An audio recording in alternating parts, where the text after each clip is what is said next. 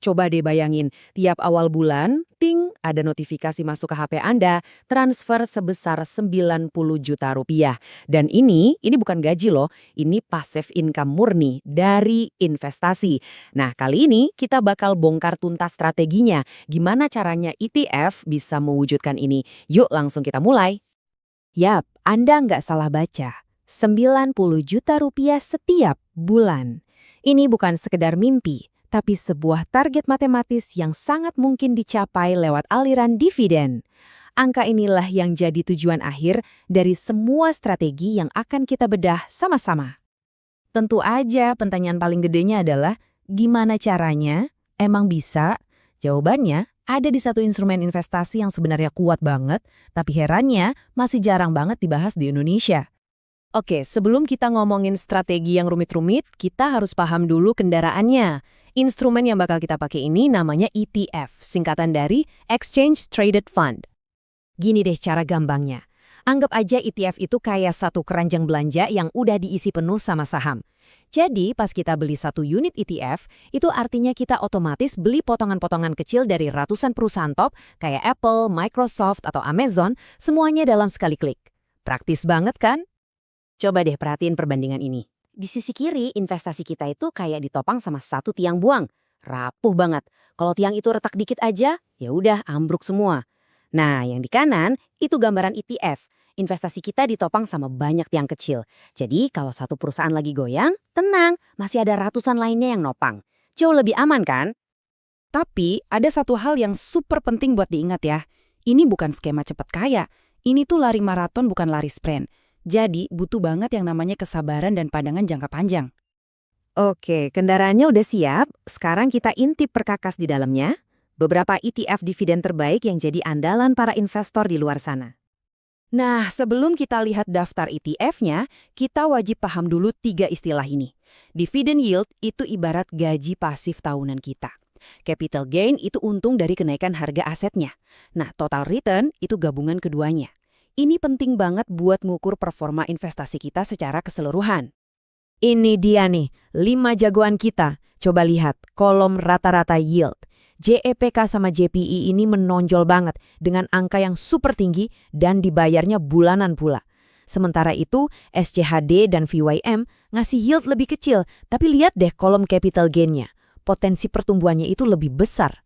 SPHD jadi pilihan stabil yang bayarannya juga bulanan. Dan ada lagi keunggulannya, biayanya itu super rendah. Coba ada bandingin sama reksadana lokal yang biayanya bisa 1-2% bahkan lebih. Biaya yang lebih kecil artinya tentu aja keuntungan yang lebih gede buat kantong kita, bukan buat manajer investasi. Oke, kendaraannya udah ada, perkakasnya juga udah kita pilih. Sekarang waktunya kita susun cetak birunya, strateginya buat ngejar target 90 juta per bulan itu. Nah, ini dia resepnya. Sebagian besar modal kita, yaitu 75%, kita taruh di JPHIKI dan JPI.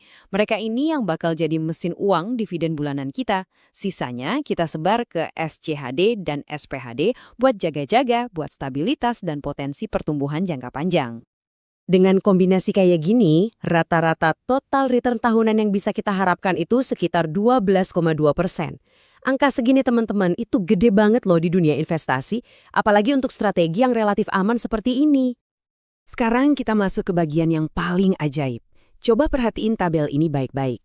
Kalau semua dividen yang kita dapat itu langsung kita puterin lagi, diinvestasiin kembali, modal 100 juta kita itu berpotensi jadi 1,2 miliar dalam 22 tahun.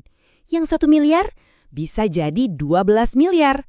Ini dia kekuatan magis dari efek bola salju atau yang biasa kita sebut compounding. Dan inilah titik akhirnya. Portofolio senilai 12 miliar inilah yang nantinya jadi pohon uang kita, yang bisa ngasilin sekitar 90 juta rupiah setiap bulan. Kalau modal awalnya 100 juta, ya hasilnya sekitar 9 juta sebulan. Memang nggak instan, tapi sangat mungkin dicapai. Strateginya kedengaran sempurna banget kan? Tapi kita harus ingat, dalam investasi itu nggak ada yang namanya makan siang gratis. Yuk kita lakukan uji realitas, dan kita lihat sisi lainnya. Nah, ini dia pertanyaan paling krusial dalam setiap investasi. Apa resikonya? Karena imbal hasil yang tinggi itu biasanya datang dengan sebuah konsekuensi. Nah, Ini jawabannya. Yield super tinggi dari GEPQ dan JPI itu datangnya dari strategi yang namanya covered call. Anggap aja ini kayak kita menjual potensi keuntungan di masa depan buat dapat uang tunai sekarang. Jadi kita dapat duit cash yang gede hari ini, tapi kita harus rela ngelepasin sebagian keuntungan kalau pasarnya tiba-tiba meroket naik. Analogi ini pas banget buat ngejelasinnya. Ini tuh kayak kita punya kos-kosan. Kita dapat uang sewa bulanan yang pasti. Enak kan? Tapi kita jadi nggak bisa seenaknya naikin harga sewa kalau tiba-tiba harga tanah di daerah situ naik gila-gilaan. Kenapa? Ya karena kita terikat kontrak sewa dengan harga yang tetap. Jadi intinya ada dua filosofi nih. Yang di kiri, kalau kita butuh banget aliran uang tunai sekarang, misalnya buat biaya hidup atau karena udah deket masa pensiun, strategi yield tinggi ini cocok banget. Tapi kalau kita masih muda, seperti yang di kanan, fokus kita mungkin beda. Kita lebih baik fokus menumbuhkan pohon uang itu jadi sebesar mungkin buat masa depan, meskipun buahnya sekarang belum seberapa. Pada akhirnya, pilihan ada di tangan kita masing-masing. Apakah kita butuh pendapatan yang tinggi sekarang, atau kita mau membangun pertumbuhan yang maksimal untuk nanti? Nggak ada jawaban yang benar atau salah. Yang ada hanyalah strategi yang paling cocok untuk tujuan hidup dan keuangan kita.